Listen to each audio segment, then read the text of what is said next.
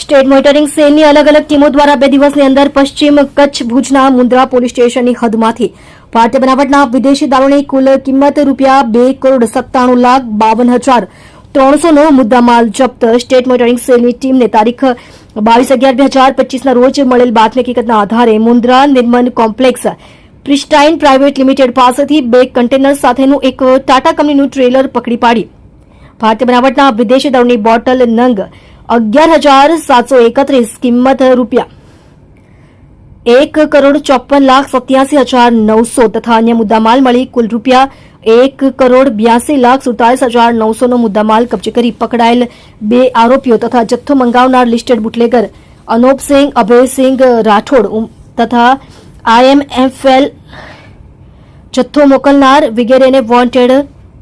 કુલ 4 આરોપીઓ વિરુદ્ધમાં પશ્ચિમ કચ્છ ભુજના મુન્દ્રા પોલીસ સ્ટેશન ખાતે ગુનો નોંધી વધુ તપાસ હાથ ધરી. સ્ટેટ મોનિટરિંગ સેલની અન્ય ટીમને તારીખ 23/11/2025ના રોજ મળેલ બાતમી હકીકતના આધારે Mundra port railway station R&D yard railway building સામેથી કન્ટેનર પકડી પાડી ભારતીય બનાવટના વિદેશી દારૂની બોટલ નંગ 12,600 કિંમત ₹1,42,64,400 તથા અન્ય મુદ્દામાલ મળી કુલ ₹1,43,64,400નો મુદ્દામાલ કબજે કરી IMFL જથ્થો મોકલનાર તેમજ મંગાવનાર અજાણ્યો ઇસમ મળી વોન્ટેડ. કુલ 2 આરોપીઓ વિરુદ્ધ પશ્ચિમ કચ્છ ભુજના મુન્દ્રા પોલીસ સ્ટેશન ખાતે ગુનો નોંધી વધુ તપાસ હાથ ધરી. આમ સ્ટેટ મોનિટરિંગ સેલ દ્વારા 2 દિવસની અંદર પશ્ચિમ કચ્છ ભુજના મુન્દ્રા પોલીસ સ્ટેશનની હદમાંથી કુલ ₹3,26,12,300નો મુદ્દામાલ કબજે કરી કાયદેસરની કાર્યવાહી કરી. આ બંને કેસોમાં ઉલ્લેખનીય બાબત એ છે કે Messrs Balaji trading company Firozpur Punjab ખાતેથી જથ્થો